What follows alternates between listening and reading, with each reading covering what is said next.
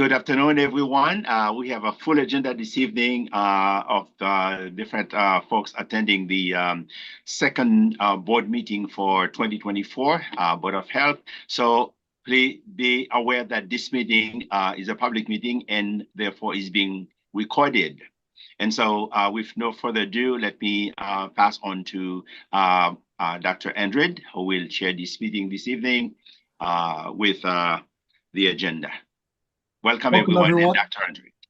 Thank you, Dr. Montessori. Welcome everyone to our Brockton's Board of Health meeting. Welcome everyone here in this meeting and those that are watching. Could you, I'm still searching for my agenda for some reason. Could you start with the first agenda item, please?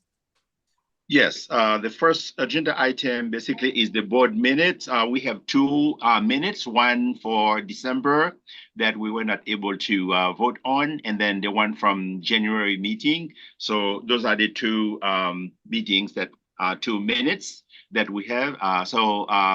As you wish to So move. can I get a motion to approve the previous meeting's minutes and this past meeting minutes? I make a motion that we do that, since I wasn't there anyway, but I make a motion that I'm sure you did a great job, so I'm sure it was fine. I second that, so I'll say aye. Aye. Aye, thank you. Minutes are accepted. Okay, the next agenda item, maybe we can move on that a little bit later, is the cigar and more store located at 530 Forest Avenue that Attorney Nesrela has introduced to us for his client that be moved to 423 Belmont Street. So this is on the agenda, but I know we have you have introduced this at some point at the last meeting, so I don't know if you wish to move to table it to the end of this meeting so that you can have executive action on that, and then maybe that way we could move to the next agenda item. That sounds right. Okay, all right. Fine with me.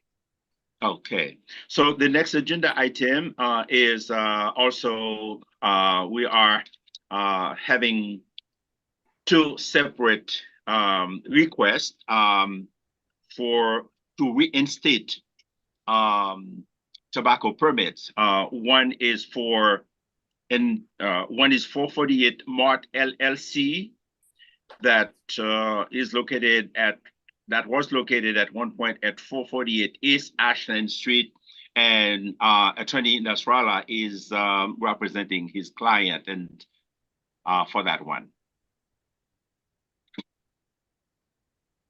You're on mute, Mr. Nasrallah. I guess I was getting used to the way that my wife treats me when I go to speak to her, so my apologies. Good evening, Dr. Andre, Dr. Montessori, and Mr. Fisk. I appreciate the opportunity to come before the board. The last hearing just went into a different direction that had some issues, and I thought the cleanest, easiest, and most direct approach was to come back and represent this matter before the board. On 448 Mott LLC, this is a physical structure, a convenience store that has been there and operating for the last 35 to 45 years.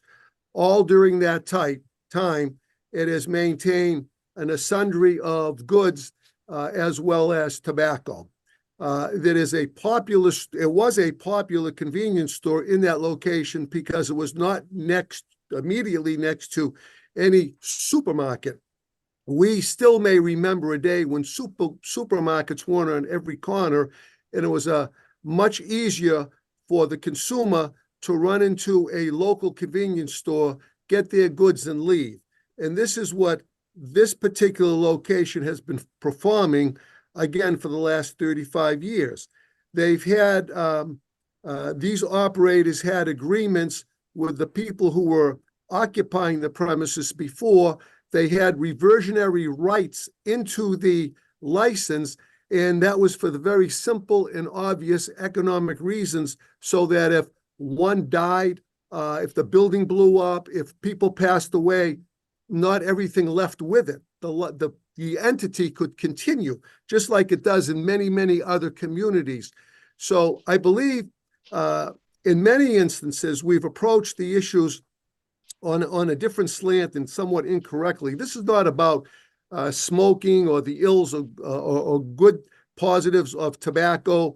It's a lawful commodity, and it's really not a function of a municipality to assess its degree in looking at it on a health issue. That's up for the federal or state government in their legislative capacity. We heard recently from the esteemed Dr. Gupta that now alcohol, no matter what degree of volume you ingest, is not good for you.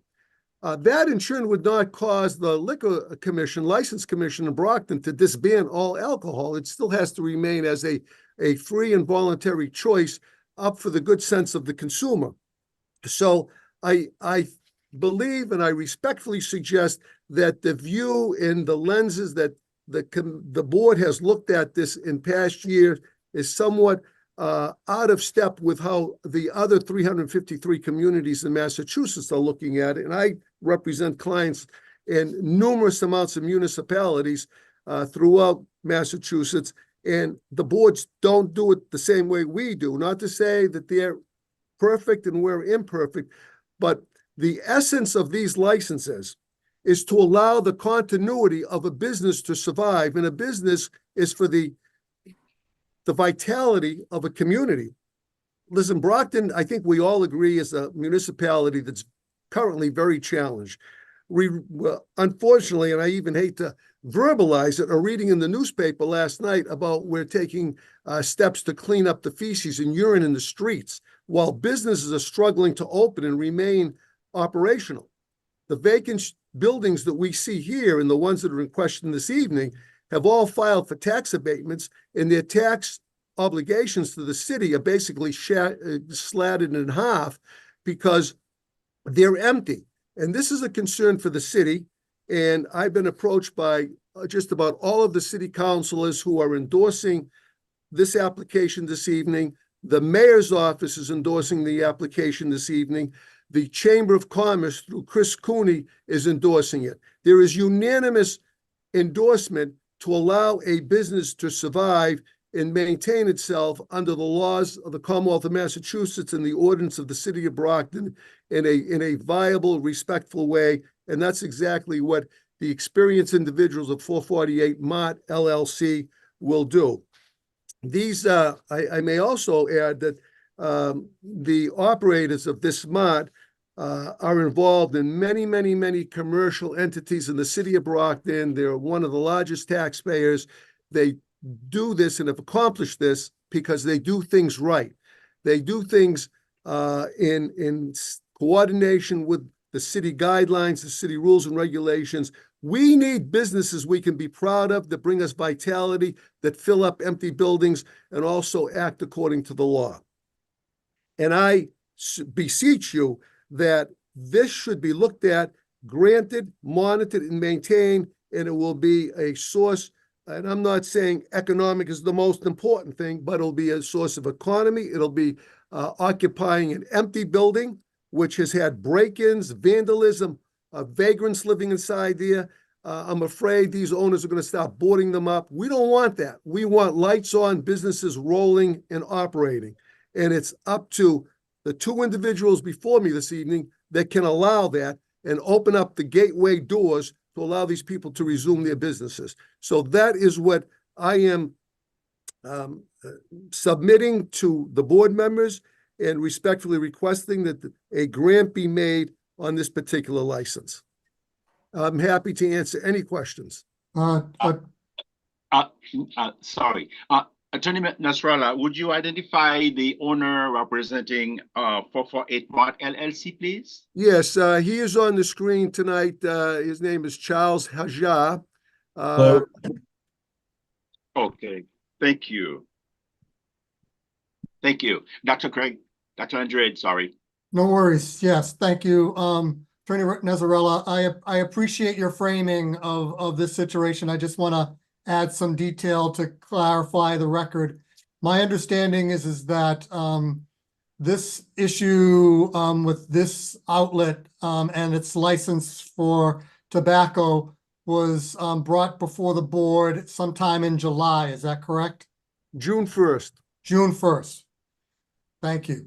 And at that time, Chair Brophy, and those here, Mr. Fisk, myself, and Dr. Montesor, had ruled that the license had expired. It was not renewed and therefore fell out of compliance. And so we, according to the ordinance that Brockton is not the only one that has capped its licenses for tobacco across Massachusetts. A significant amount of cities and towns across Massachusetts have done so, in particular because they recognize that the number of tobacco outlets is aligned with the amount of smokers that are in a community.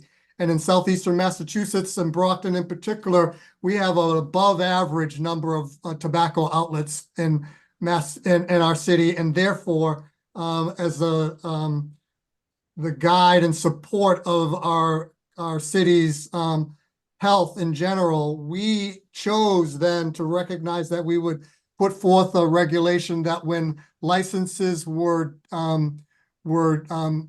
extinguished, were not renewed, they would not be renewed. So when a license is stopped, we don't add a new license, we reduce that outlet so that we can reduce the number of retail outlets that are selling tobacco to minimize the risk to our residents in Massachusetts. So my understanding, and tell me if I'm wrong, that this license was not renewed. It was retired in June 1st of last year. It was brought here and we chose not to renew that license. And therefore we need to then consider what would be different. Why would we do something different in that case? I understand the value that cigarette sales in any outlet bring to an institution. That should have been in the mind of the owner to make sure that they renewed their license. That didn't happen. And to set a precedent to just stop the regulation that we made to not renew, not kind of add licenses once licenses are not renewed or businesses close, it would be going against the regulation that we went through a significant amount of time to move forward with. Do you have any comments to that? Well, yes, I do. First of all, I think that in this instance, the license and the license intent was not to be retired, it was to be placed on hold. Neither this applicant nor the other applicant that I have was ever given any notification by the city of the consequences of how that was being handled. Secondly, there are in fact available licenses in the city. There are not all been retired. There have been several that have been issued after the city took this particular position, and there's still available licenses that are within the city. So the third major problem is you've clearly articulated your position. However, I did not have the benefit of that from our last meeting because, as you may be aware, there's a complete violation of the open meeting law. There was a vote taken out of public sight. I was not aware a vote was even taken. There was no vote taken last meeting or the meeting before that. We did not vote on, we did not entertain this issue at those times. Last time we entertained this issue was on June 1st. That's correct. I'm talking about the June 1st. That June 1st, that we had a quorum there. That was when we took the vote. Yeah, but it wasn't taken in public. It was taken in public. No, it was a public meeting. Dr. Brophy indicated we were going to refer this to the law department. The law department. We did refer it to the law department. And we got the recognition of what was necessary, what was possible, what could happen and what couldn't happen. And we had a public meeting and renewed that. Is that correct, Dr. Eno? Yes, Dr. Andrade, Dr. Brophy, what you referred to, Dr. Brophy, she did ask me to reach out to the law department, and I spoke with Solicitor Bridges, who asked me for additional information, and I reached out to Attorney Nasrallah to ask for additional information, but did not get a response from him. I was sitting during the meeting. I never saw a show. Not during that meeting. Well, at what meeting was it done? June 1st, 2023. It was done then. Okay. It was done, but I did vote against it because I thought that the way I always understood it, when, years ago when we stopped having licenses issued and we wanted to cap it. I know in the meantime, there were some that were retired that we gave to other people when they needed it. Now, this particular store, it's always been there. I've stopped there many times myself.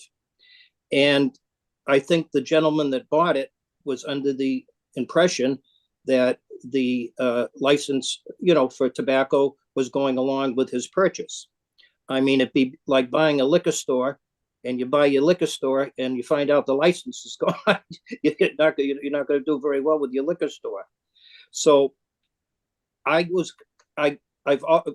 voted against this many a time anyway, but I do see the idea that maybe not issuing new licenses, but stores that have had it previous.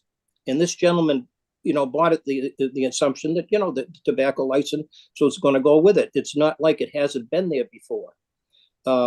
I'm kind of against issuing new licenses to new places unless there's one that has been retired. But this gentleman, and it's always been there, and he's always done a good job. He's been around for a long time. And to me, there's always been tobacco there. It's not like it hasn't been. I don't really see why we couldn't, because it's been retired, but we did vote on it. But I know the two doctors, they did, vote, but I voted against it. I think it should be issued to this gentleman on the presence that it was there before, and he was entertained buying the place with the assumption that the tobacco license went with it. And he's always been in our community and has done a good job. I'd even be under the idea that maybe have like a 6-month trial period, make sure everything's up to snuff with the tobacco license. If we do, the retired one, to reissue it to them, since it's always been there for years and years, just to make sure he's doing the right thing. But, like I said, just to have that building sit there, is not good. It's not good for the city to, lose out in the revenue. And this gentleman, has been around, and he's always done a good job. And, you've always been able to buy tobacco. So it's nothing like it's a new place that they're building to have it. So, I always vote to issue this. So that's my feeling on it anyway. And I appreciate that, Mr. Fisk. Thank you. Let me just follow up.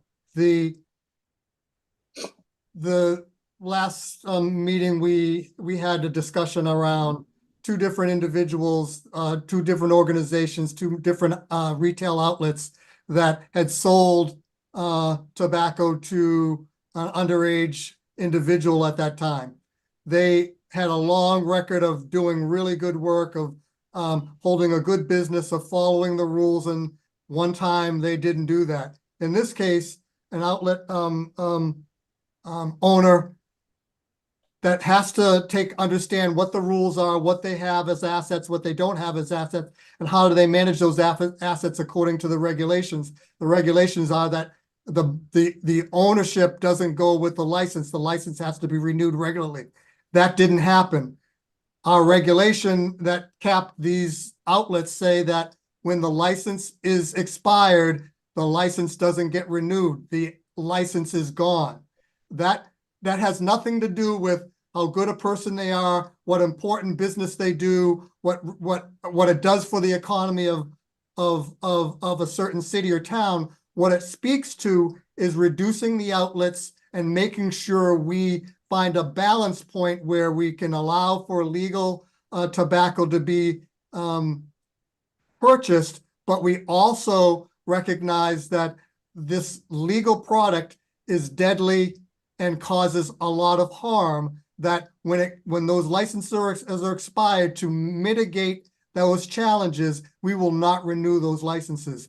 In this case, that was a mistake that shouldn't have been made, and unfortunately it was made. We can't make special considerations for that. We had that vote in June. We decided not to renew, and I see no reason why we would renew now.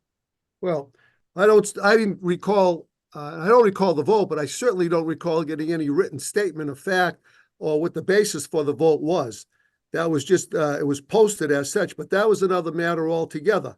What I would, and what concerns me is, your point is well taken, Doctor, but it also puts businesses like that in an unfair competitive advantage.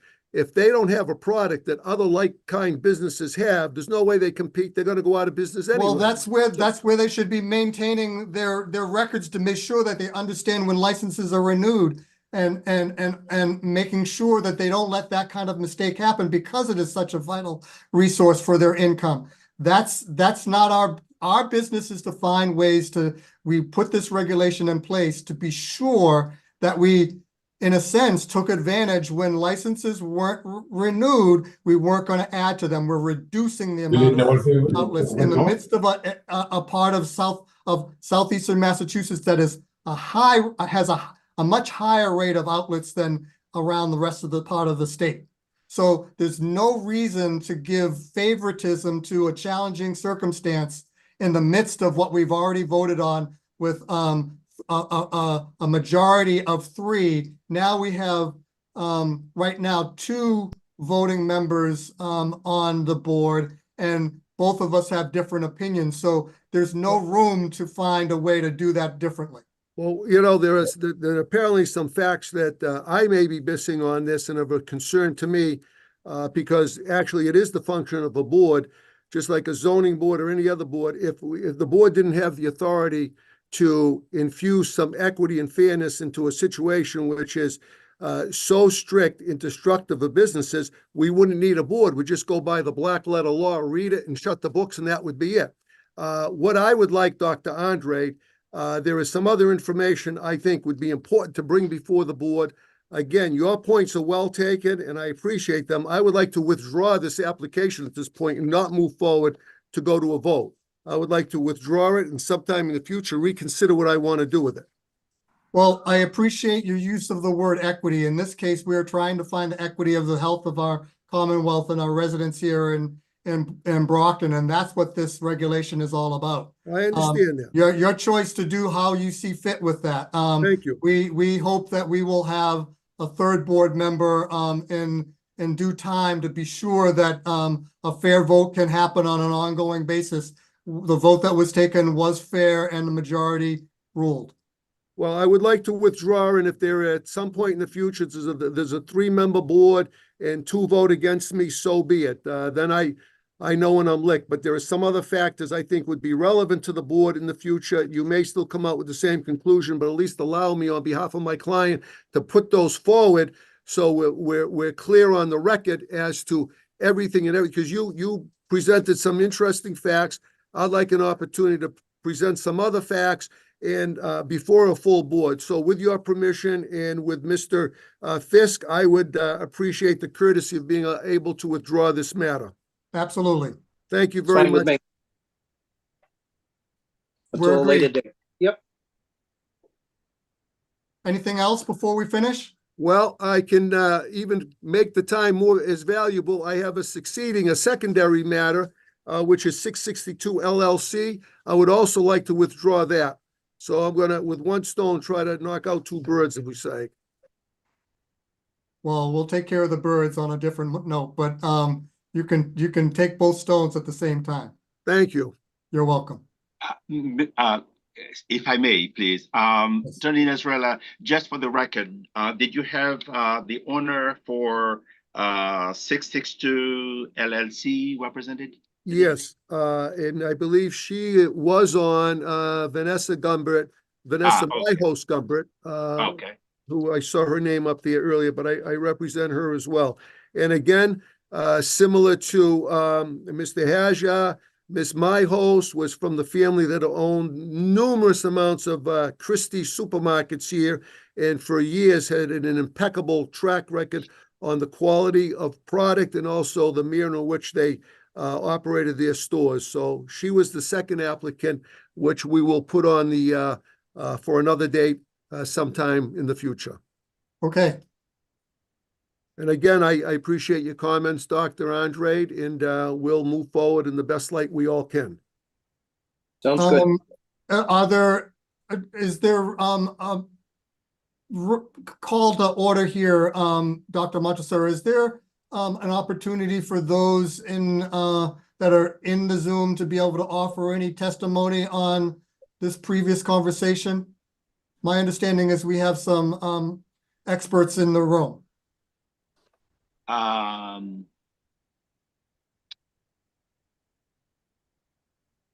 Actually, I think she's all set for today. She's here more to observe and Okay. yeah. I just wanted to make sure that we're being as fair as we need to be. So we Yeah. go on to the next agenda item. Okay. I think the next agenda item is what we have here as the gas depot. Well, I jump over to gas depot because the Seisha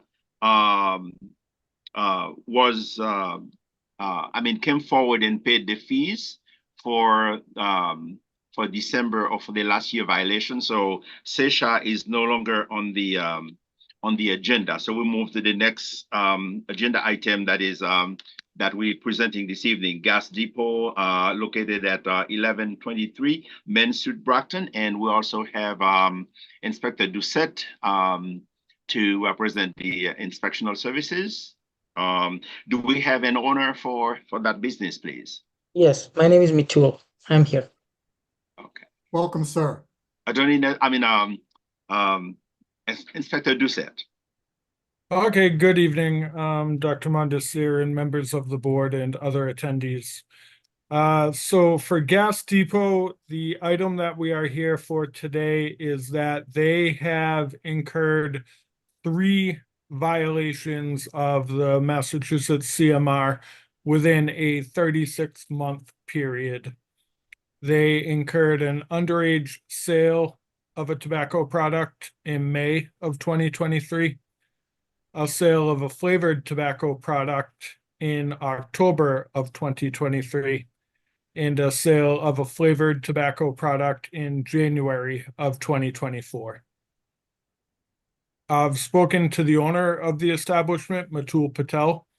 At that time when we spoke anyways, he said he understood the infractions, the seriousness of them, and the potential penalties that they may carry.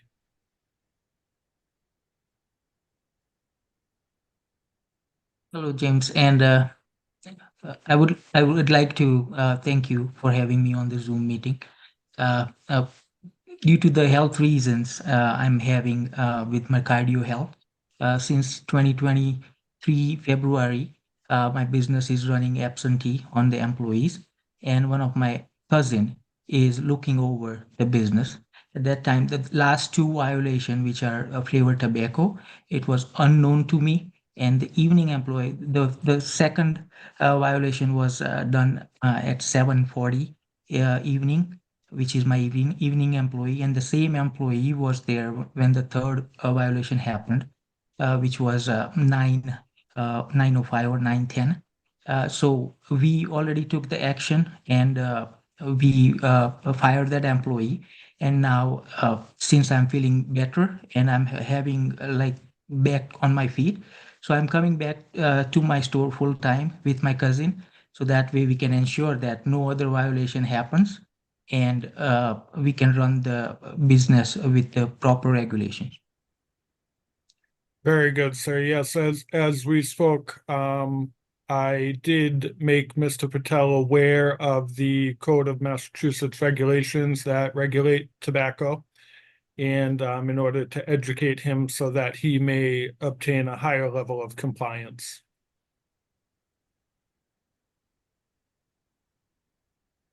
So what is that question for the board at this time is that it constitutes a third violation within 36 months.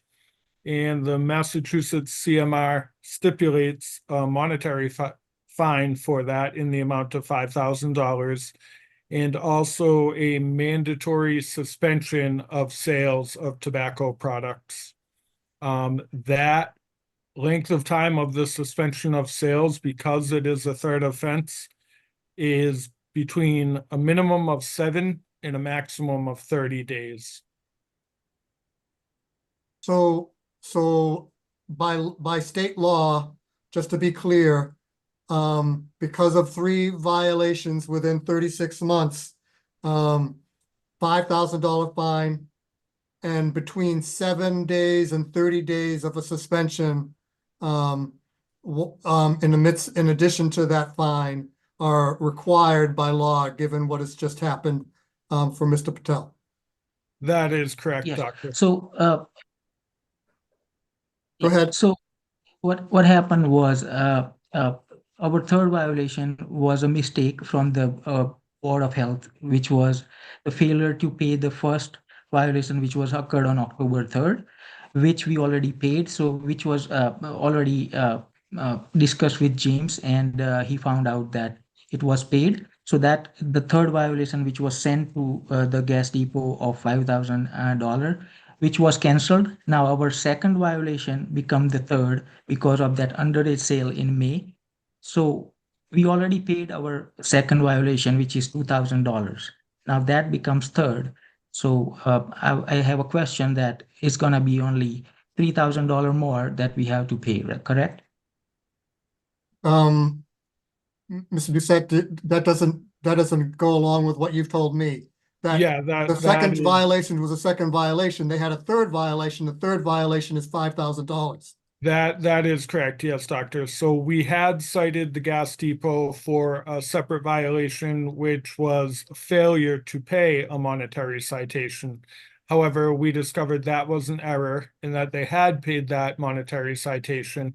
But in that process of checking our records, we then discovered that there, aside from any non-payment of fines, there had been 3 separate and distinct tobacco violations within a 36-month period of time.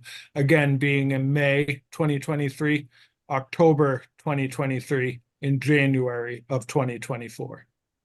Does that clarify things for you, Mr. Patel? Do you understand what the differences are? Yeah, so for the January 2023 one is we already sent the check of $2,000, which was according to James, it was second, but because the third one was error, we already paid $2,000 toward that third violation. That's what I'm mentioning. But the point is that you had 3 violations, not incidences, not including the incidence of the mistake of whether you paid or not. You had 3 distinct violations from what I'm hearing from Mr. Duquette. That they discovered that and after kind of going through the records to be sure that they understood what happened with the mistake. So I understand the that. point is that you've had 3 distinct violations. Do you understand? I definitely understand.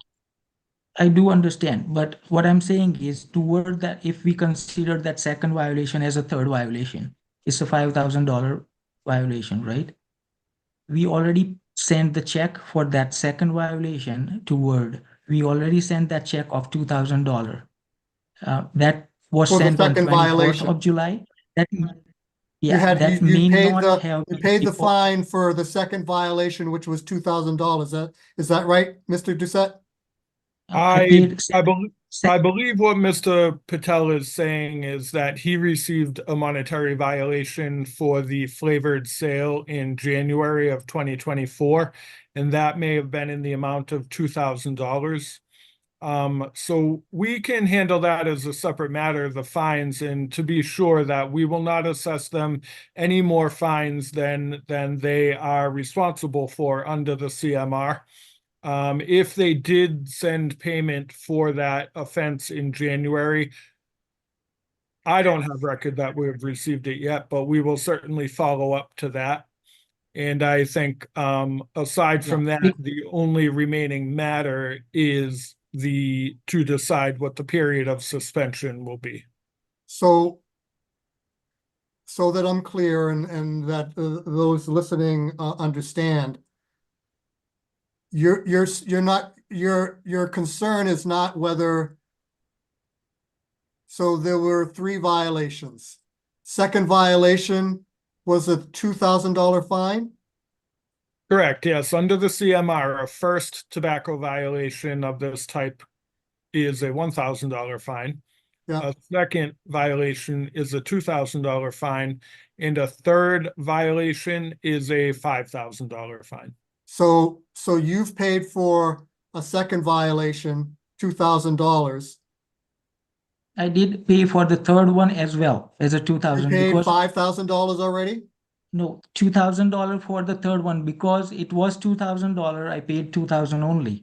But now that becomes our third because we considered the May one as our first.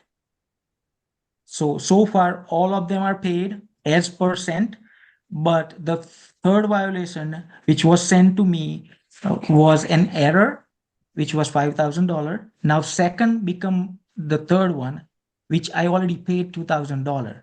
So I'm saying is if second violation becomes the third one, I only need to pay $3,000. Is there 3 different separate times that you Yeah. have been fined? Yeah. Or 2? So 3 the first one different was times. 1,000, the second Yeah, one was 2,000. Okay, but now Yeah. there's another one? Yeah, there was another one in January, which I already sent the check on January 24th. For For 5,000? 5,000? For 5,000? 2,000 because it says 2,000 on it.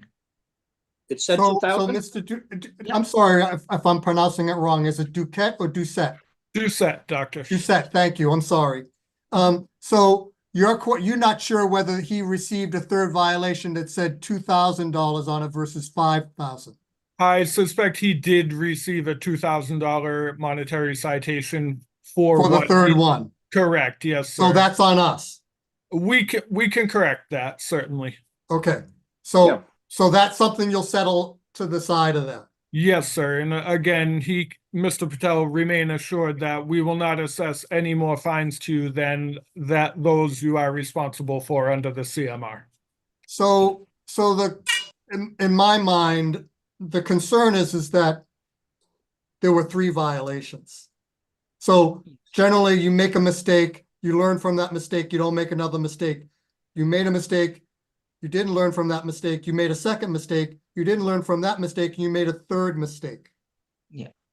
From my perspective, and through this conversation, throughout this meeting, I imagine how I sound to some individuals, but I'm concerned that even a third violation may not give you all that you need to recognize that you might not violate it again, which is why I would lean towards the 30-day suspension. That's my concern.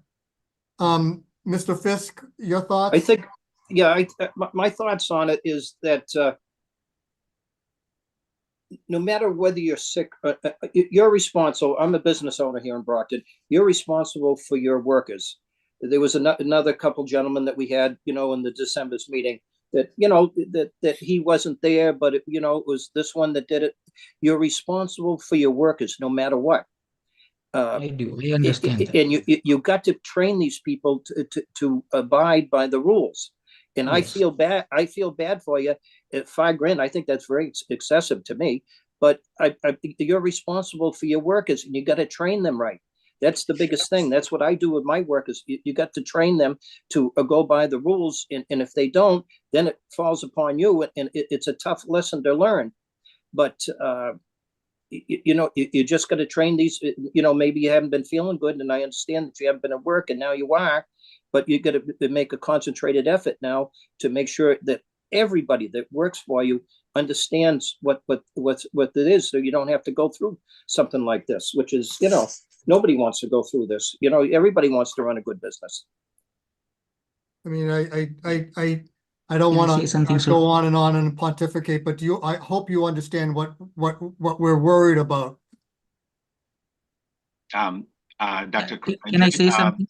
He's asking for a motion, and then also Ms. McCognon. Can I say something on this suggestions? one last time? Yes, go ahead. Okay, as I mentioned, I understand, I take the full responsibility of the business. What happened, what was not in my knowledge, that employee was removed from the business. I'm training my employees, I'm putting all the efforts, I'm going back to the store, working at the store and implementing all the standards. So if you give me one more chance to gain that trust of the board members, I will make sure that there will be no more violation at my store. So if you give me one more chance by giving a minimum suspension, I would appreciate, and I'll make sure that this will never happen at this location. Dr. Andrade, Sarah McCognon from MOHA has Yes. Sarah? has a suggestion. Good afternoon, Doctor. I just wanted to clarify some issues as far as the CMR is concerned.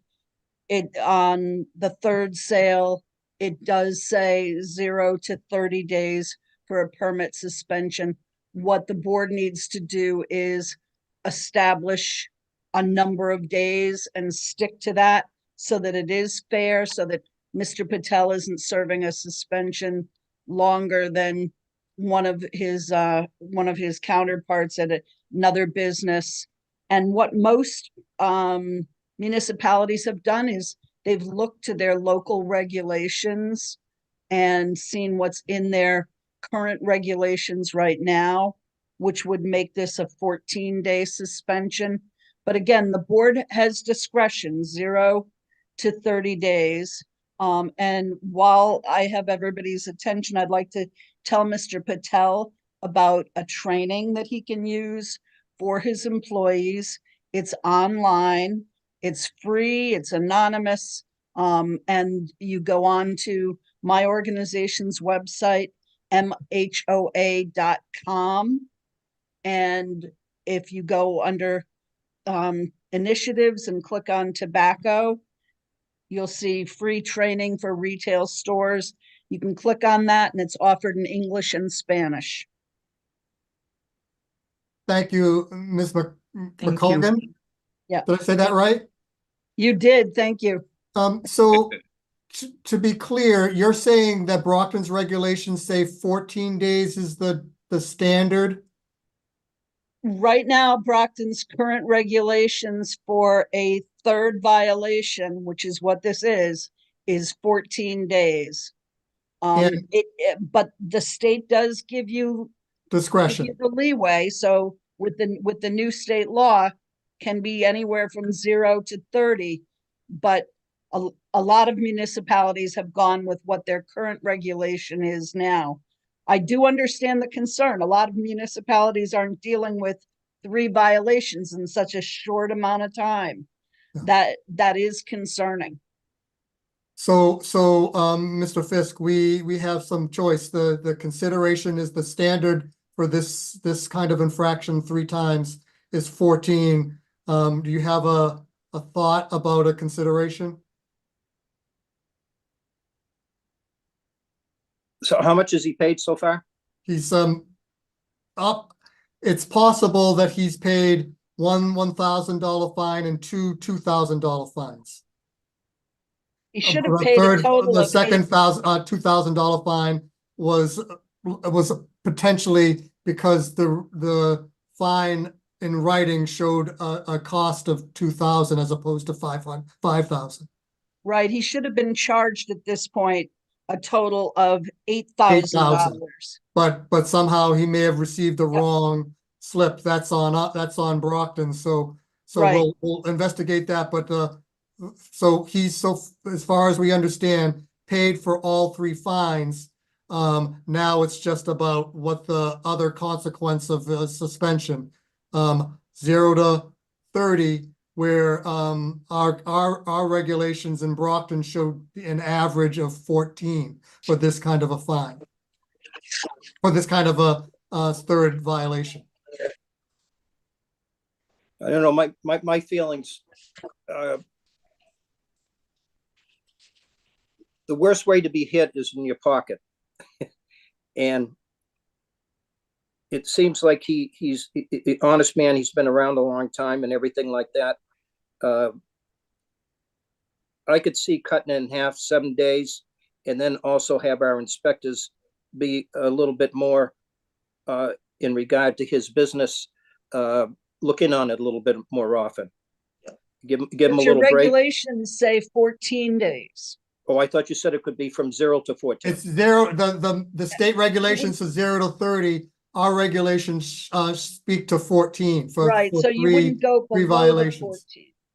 You Just wouldn't to go below- clarify, please, the CMR for a third offense, it calls for a minimum of 7 days and not more than 30 days. So 7 to 30 per state law. My feelings, like I said, are for the 7, and then maybe you guys, the inspectors, can be a little bit more on him, make sure he's doing the right thing. He's paid his fees, and it sounds like he's going to get these people that he has work for him up to snuff, and maybe look in on him a little bit more often. And Well, the challenge see what he here, does. from my perspective, Mr. Fisk, is that it's not while he's there, it's when he's not there. yeah, I've given the third offense, I would, again, we were just a little bit ago talking about 30. I would prefer to go to 14, which is what our city regulations say for 3 I mean, he's already, if Mr. Doucette is saying that it may be on us because of he's already saved $3,000. But I do want to make sure that he understands, and all of your employees, Mr. Patel, understand that any mistake, any of them, by any of them, is coming out of everybody's pocket. And that one thing, given the fact of your history of 3, could really devastate things, and for them to recognize that we're trying to be balanced here, but that we have to recognize your history. And so, with Mr. Fisk and I split, me one way and him another, how do we make this decision? My sense would be that if our regulations say 14, we go with 14. If we were collected around the discretion, and we both thought 30 versus 7 or 7 versus 30, we split it down the middle.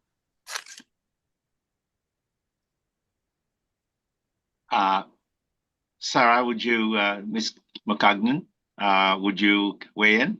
What do you? I don't have any experience with a board having 2 members and splitting like that, so I don't know. So there's the other consideration. I'd like this to come to an end. I want Mr. Patel, I want you to get back to business and move on with things. If you give me this chance, I would definitely, I won't break your trust. No, I hear One that. board member. I as a parent, I hear that. And I know your intentions are honest, and I hear that. I'm just, what I would suggest, Dr. Montesor, is that we circle back to our lawyers to talk about how this works. We'll follow up with you, Mr. Patel, as quick as possible. Mr. Doucette is going to kind of reconcile the challenges around your fines and make sure that's all settled. But we will follow up as quickly as possible to tell you what your suspension duration is and let you move on. But we can't settle that here without some guidance. Okay, Fair enough? fair. Thank you. You're welcome. Sounds good to me. That's fine. Yeah. Okay, Thank so. you. All right. So we move on to Okay, the next one is also somewhat similar to this case. We have Vashika Corporation, DBA, located at 1666 Main Street, Brockton. Inspector Doucette, you have the floor and you can introduce, you can help us identify the owner if present, please. Yes, sir. I believe the two people who are on the screen with the moniker Harsh Patel represent Yep. 1666. Okay, very good. Right here. Let me summarize the offenses, please. That on the 4th of November 2023, there was an underage sale of tobacco products that took place. Then in the subsequent period of suspension of tobacco sales, tobacco was observed to be sold at this facility, thereby constituting a second offense. The owners have already paid the fines that are necessary for a first and second offense. So at question tonight for the board is their period of suspension from sales for the second offense. And under the CMR, it dictates that that period be from 1 to 7 days. Hello? 2 violations, all fines been paid. Now it is just the suspension and we have between 1 and 7. And what was the time frame for the 2 violations? The offense of the underage sales took place in November 2023, on the 4th of November. And then the subsequent period, which would have been in the coming weeks, 3-day suspension, that they were observed to be selling tobacco products during that time. During their first suspension? Correct, yes. Thoughts, Mr. Fisk? I think I'll go So we along with. have 1 to 7. Yeah, I think I'll go along with what I thought, the same, like, because these things, over the past years we haven't really kept up with any of this. And now, it's being brought to the board more often. And so these, some of the store owners, we were probably too lenient, in years ago. And we weren't doing the job on looking into this. And now that we're doing it more often, we're going to probably find more of this happening. And, he's paid his fines and everything like that. I think I'd still go with the 7 because you still have to accept something for doing what you did. And like the other gentleman, the same thing, we're kind of like starting anew. Since we've been doing this, because the board, we've never heard this before. A lot of this never came before the board. And now we are, so we got to set some type of precedence, and we've got to, have some type of, that folks know that they've got to take care of and they've got to train their employees. And so that's why I kind of go along. And I know this guy's been around for a long time in the city. And, and I probably just go with the 7, and I bet you he'll never do it again. Thank you. Could I speak, please? Sure. Yeah. So my name's Harsh, and this is my dad. He's the owner of the business, and I just want to say a couple things. I think we bought it around if I may- 2018, so we, huh? Yeah, Mr. Patel, you say yeah, that's your dad. He's the Yeah, owner. What's his name, please? Bhadresh Patel. Bhadresh Patel.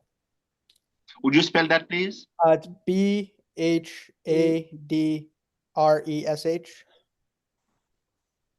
Thank you.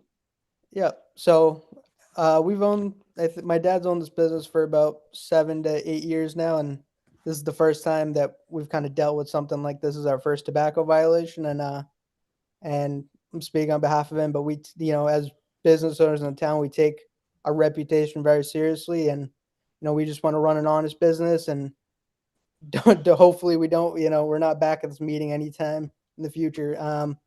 But yeah, we, as discussed earlier, we are responsible for what our employees do and what they don't do and the mistakes they make and, what mistakes they don't make. And, we understand that, that we've made a mistake and, we're taking steps to improve our IDing protocols and training staff. And just talking with some peers in the industry, my dad, looked into this training course.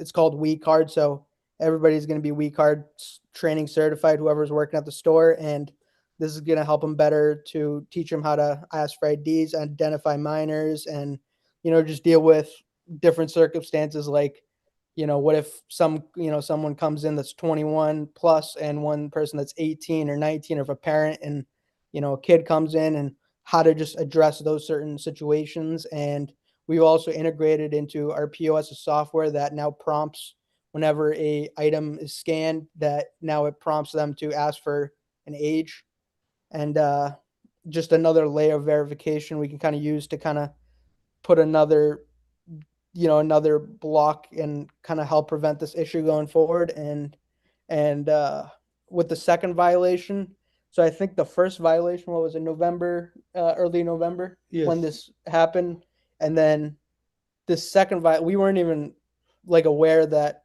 we had this first violation until the inspector came and saw the cigarettes up and everything. And I mean, we're kind of frankly embarrassed for not kind of understanding what was happening and not being aware of the first fine until the second fine came along with the inspection. So, but we're totally on board with working, with the rules and regulations set by the town, and are hoping you can kind of understand, and we aren't trying to undermine the rules and kind of play by our own rules. And, we just want to cooperate with the board going forward. I appreciate that. Thank you for those comments. Miss Nicole, again, can you just repeat the what you consider, I think, the gold standard of trainings, just to give the Patels another resource?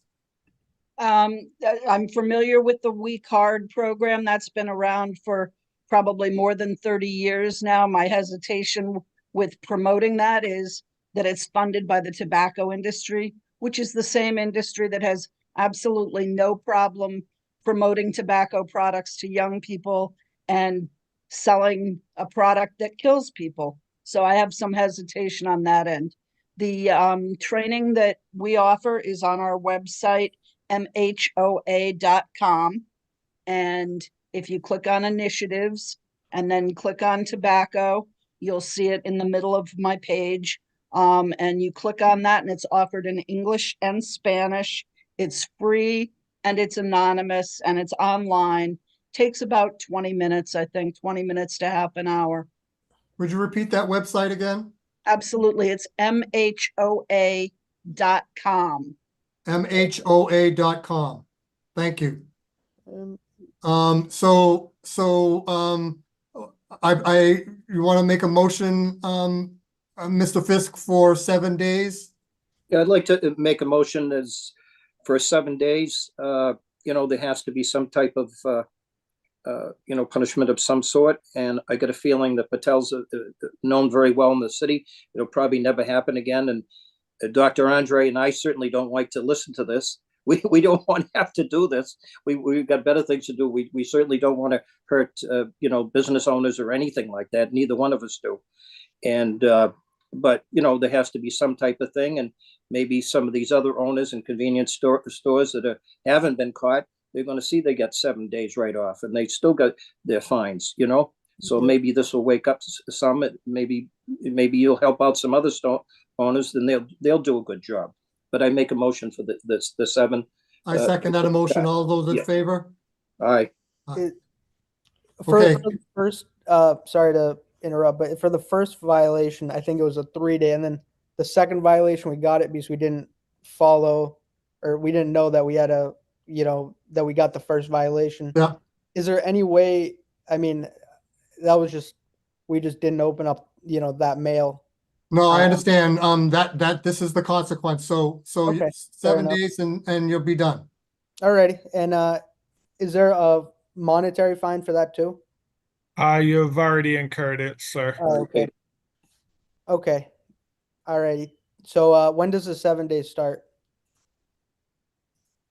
So the Director of Inspectional Services will assign what those 7 days are, and we'll notify you in writing. Alrighty. So they'll contact you, okay? Is there a date that we want to? I just don't want to get this mixed up again and Just watch your mail. They Okay. will send it to you. You should recognize it. in the next couple weeks. I'll certainly carry it to you personally, sir, and Okay. we'll talk about some of the other aspects that have to be in place for compliance. That is, there has to be some signage to indicate that you're under a period of suspension and that the product has to be removed from the facility for that time period. Okay. Alrighty. Thank you so much. Home delivery, you don't get any better than that. Nope. You can't Thank you, miss sir. We're gonna move All right, on if you don't guys. mind. Our next agenda item is Petro Save Group Incorporated. Incorporated. Yeah. Also, I don't know, maybe Inspector Doucette, I don't know if you can help me. Do you have the owner for this? Because I have someone on the waiting room. I don't know who that is. I'm not expecting. He's there, right there. Yeah, that is accurate. Yaniv Sostyle is the owner of Petro Save Group. I don't know who will be in the waiting room. Okay. Thank Okay, you. so that the PetroSave located at 514 North Main Street, they incurred a sale to a minor on the 4th of November of 2023. And that then they have recently incurred a second offense, which is constituted by the failure to pay that monetary citation from the first offense in November of 2023. The CMR stipulates that if a fine is not paid within 21 days from date of issuance, it then constitutes a separate offense. So one offense of improper sale. The Correct. second offense of failure to pay the first fine. That Fine is being $1,000. correct. Yes, sir. The first fine would be $1,000. Yes, sir. Sir, do you want to speak to this? Can you hear me? I can, thank you. Hi, how are you all? Good. thanks. So I was trying to add to the conversation our bookkeeper, Sue Ellen Healy. I'm not sure if she's already in there, but I'm gonna try to summon very quickly. So after we got the first violation, I appealed it. I came in front of the board. Not even trying to win the case, but more to sound, our part as the business owners, our part of dealing with this, underage, as you guys actually describing, wave, literally like a wave of issues that coming upon us. And that's what I was trying to do, is to come over there and sound it and maybe even get some sort of help and open and listening ear from the board on how can we all deal with that, not on just our side, the business owners in town, but maybe the city in general. But after there, obviously we lost our case in that appeal, and I think a week later or so, the inspector came to this location to inform us of the new dates of the suspension.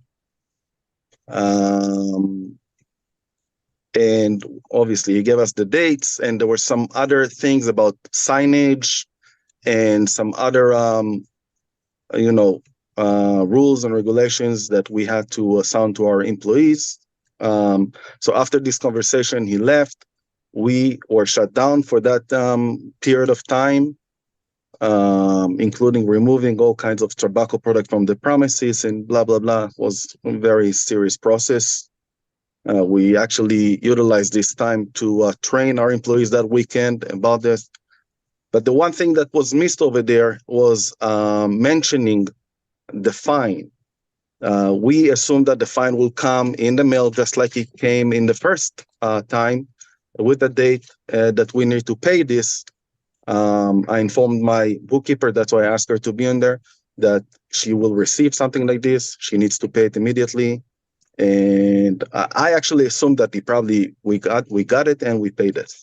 And then the other week we getting the notice. I thought that maybe we have a second violation in here after all this effort with the employees, that there is a second violation in here. But then I only found out that the letter that we got from you was for not paying the fine. Wasn't even something that occurred to my mind that we're actually gonna do. The town, and I hope that you're gonna check me for that. We've been in business for 15 years in the town. Not ever missed a payment for anything, any license, any renewal, anything that there is. We're always on time. Even if we're not getting something in the mail, we always getting to the town to make sure that we are on time with our payments. So my concern obviously is the payment, the fee, but more than that is occurring a second violation for just a misunderstanding of the process, which is, I think it's even worse than the actual dollar amount in this case. Mr. Dukesek, can you say a little bit about what happens when you send a notice of a fine that needs to be paid, and what the process is, and what even the mail looks like, and all of that? Yes, certainly that. The notice comes as a monetary citation. It describes the nature of the offense. And we send them via certified and regular mail in each mailing. So certified meaning you get a receipt that they received the mail, and therefore you get verification that it was brought to the premises and received. Yeah, that is correct. How long ago was that? Well, that original offense took place in November of 2023. And the certified mail that they received and signed for, when did they get that? I don't have that with me tonight. So I'm hearing, I mean, and I understand, I've gone through certified mail for all kinds of different reasons. I imagine you may have as well. It's tough to miss those. So does you or your financial person, can you reconcile that? I actually want to raise another thing, is that when the second notice that we got was indicating the suspension and the 3 days, and the inspector gave us the actual date verbally. But even on this letter, it doesn't mention anything about the fine, the fee, or when it's supposed to be paid. And that's why I was assuming that there's another letter coming in with the dollar amount, the fee, how do you pay it, and when you're supposed to pay it. And I, as I said, I instructed my bookkeeper to wait for this and pay this immediately as soon as we get it. If the inspector would have told me at that day that the fee that we got initially, which was weeks before that, is the one that needs to be paid, that then just like we followed his instructions and shut down the selling of tobacco for that weekend, at the same time, I would just send the check with that notice. I think I may understand. Such a small, honest mistake in here of not understanding. I didn't try to avoid to pay $1,000 fee to sit in here in front of you guys, and not only to pay double than that, but to go through this process in here right now. I mean, the loss of business was already tremendous, and the embarrassment of sitting in here in front of you is even worse. So I just hope that you recognize it was just a simple misunderstanding, a simple mistake. And to occur a second violation for this, it's just mind-blowing. You started to Did you say, pay- Mr. ju- Doucette? Yeah. Did he I already think pay I- the first one? He, no, the first one, that is what constitutes this second offense, which we're hearing now, is the failure to pay the first fine. So he hasn't paid anything, basically. He hasn't paid anything. Correct, yes, to Correct. my knowledge. But I think I might understand his confusion, and that is because the monetary citation in the notice of violation comes in the form of a letter, basically. It's on 8.5 by 11. It describes the nature of the offense. It describes the penalties for it, which in this case, for instance, also includes language about that the fine must be paid within 21 days and that you will be summoned to the board to be assessed a period of suspension because it is a second offense or higher, which is conducive to the CMR. Upon a second offense or higher, then the offender must be referred to the local health authority. Mr. Doucette, do you keep a copy of that citation? So you have a copy that can verify what our client has received. Yes, that is. So I hear your concern. I hear that there seemingly was some confusion. And I feel for that. And at the same time, a certified letter is a certified letter, and it sounds like they may have been confused in a certain way and not completely read or something like that. But we have a record that we can draw on, and we have to go by that record. Dr. Andrade, if I may, I would also point to the fact that Mr. Sostile's appearance at the December board hearing to ask for leniency and to explain his position points to the fact that he was aware of the violation and had received notice. So, and what is our regulations say for this fine now? So for a second offense, the fine is of $2,000. And the period of suspension is between 1 and 7 days. My suggestion, Mr. Fisk, is that it is a 7-day suspension, and the fine again, $2,000. 2,000. Your thoughts? Well, I feel a lot better because I remember him in December. So he knew about it, and here it is February. I would, he could have come down and just paid it. He'd have a lot to stand on. Jesus, I didn't get it, but here I am. I paid it. You know what I'm saying? But he hasn't even paid it. But at the same time, we can say that just like the city didn't assume I will know what 3 days will I have to shut down for the tobacco sale, and sent the inspector to tell me verbally what days I need to be shut down. At the same time, he could have just came and said, this is where you pay your fee. The ones that you got a month ago, you need to pay this. The process got nothing to do with the timing. If he would just say that, then immediately I would follow and pay that. But because he was just talking about the suspension, I assumed that part will come after. And that's all I was trying to say. I hear you. And if I get a parking fine, I don't get, no one says anything to me if I get a parking ticket, or if I get a speeding ticket. They give me the ticket. I have the directions of what the ticket says. You have the directions of what your certified letter said. You spoke about it in December when you came to us before. You knew what that is, and here we are. You still waited. You had the directions right there.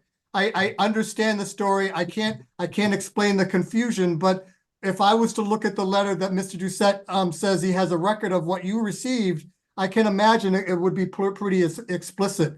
All I'm trying to say, if someone is standing in front of you right now and going for a second offense because he was told not to sell to minors and he sell to minors again, not sell flavors, he sells to flavors again, I understand there's not really a case for him to come in front of you. If I went through this offense, I followed the instructions of the Board of Health. There is a misunderstanding in here for a fee of $1,000. I am honestly saying it's such a small amount to pay compared to the suspension. There is no reason for us to ever try to avoid the payment. If the board doesn't want to listen to even something so small and simple as this, and just go and follow the rules, you undermine the small businesses here in this town with those fees, with these revocations. It's almost, again, I'm coming back to you came to our board meeting in December to ask for a leniency for the concern. So you knew about that in December. Yeah, and exactly. And a week later, we had the inspector coming over here and tell us, hey, this is the dates you guys are going to be suspended. Follow these dates, follow these rules. This is what you're going to have to do. If at the same time they tell us this is it, this is the payment, the fee that you got is the fee you need to pay. Till today, till now, I don't even know how you pay it. We never got any voucher or something that needs to be paid with. Mr. Doucette, does the letter say how to pay? That's a good question. No, it doesn't. And in the second letter, it doesn't even mention the dollar amount or how you pay it. It doesn't even mention it. It only talks about the suspensions and the period of time. Let me refer to the letter quickly, please.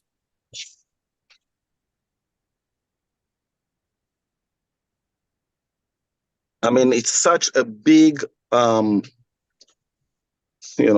to take over a misunderstanding. It's not a real violation in here of your rules and regulation. When you don't pay a fine, that's a violation of the rules and regulations. I understand. So let's pay the fine. Okay, I understand. Fine with interest. I understand that. But to go on a second violation, I didn't sell to minors. I didn't sell flavored tobacco. You broke the regulation and then you didn't pay the fine. And so yes, for not paying the fine, that's another regulation break. I'm not standing here and trying to sound my case and said, I'm not going to pay the fine because I don't deserve it. It's not the case. Yes, sir. Please. I'm looking at the letter that was sent now. And yes, on the second page in bold, it says you are hereby ordered to pay the amount of $2,000 by check or money order made payable to the city of Brockton within 21 days of receipt of this order to the address below, which. Let me see the first thing. I'm sorry, what? Is that the first letter on the first violation or the second? The first one. Second violation letter. How about the first one? Does that say the same? I don't have it with me at this moment, but they are uniform letters, so I would assert that yes, it does have that language in it.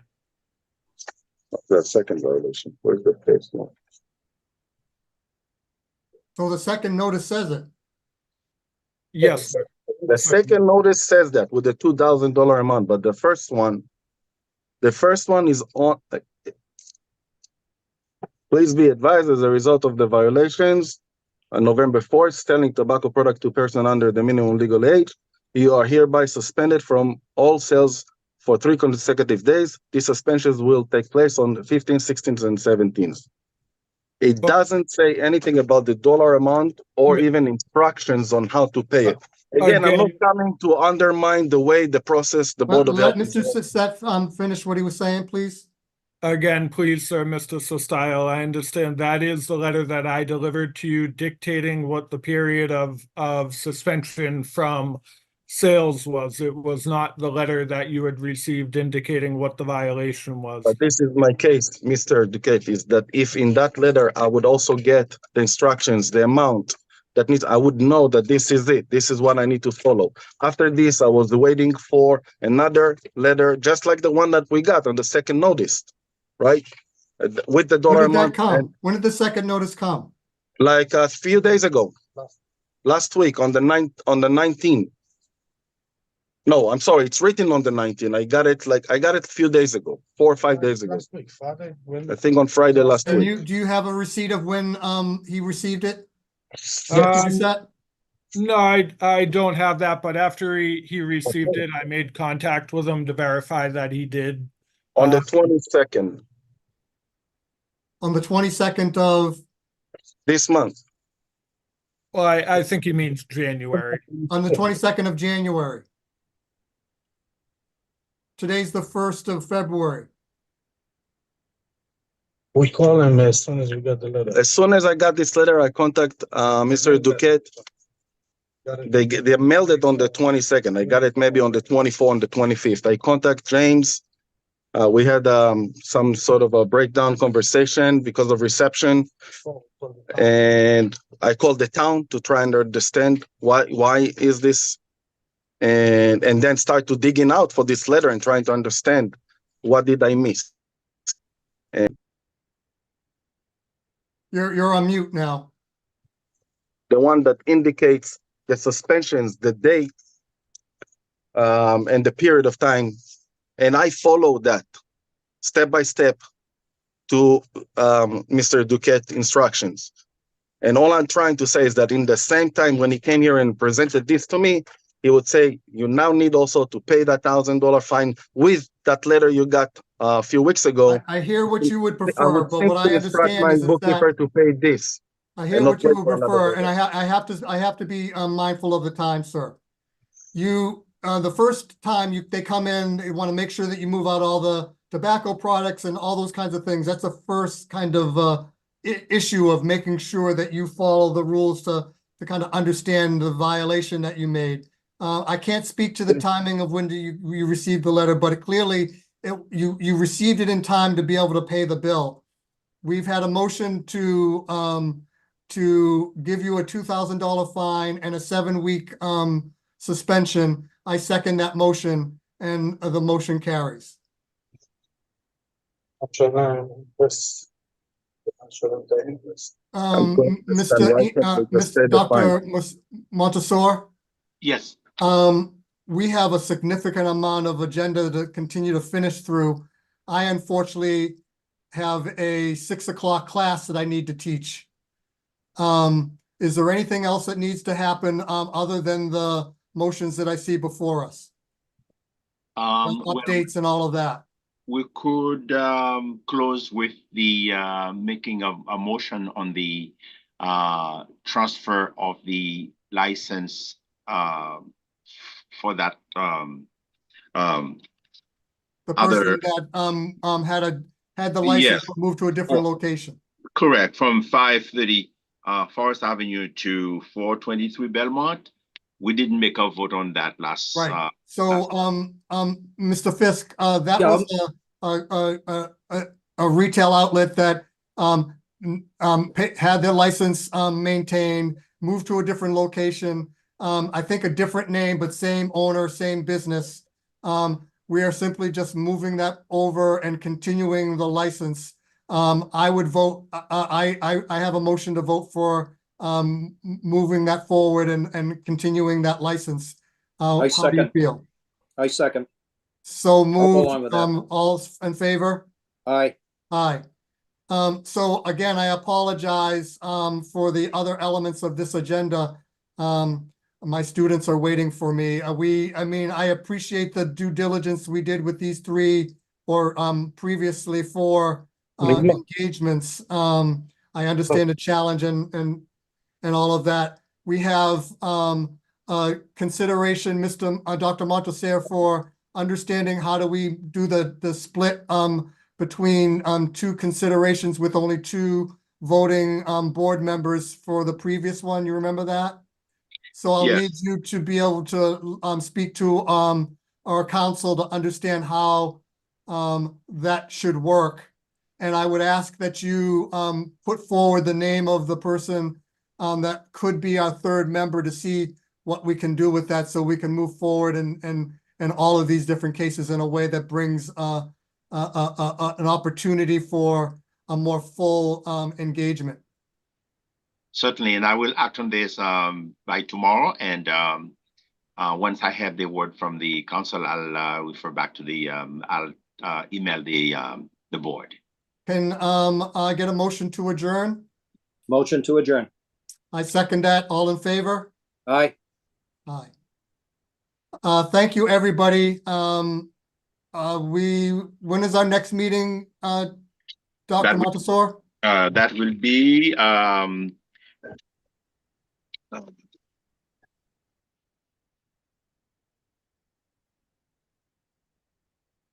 that will be March 7th, Thank you. Okay. next board meeting. Take care, everybody. Take care. Night. Thank you.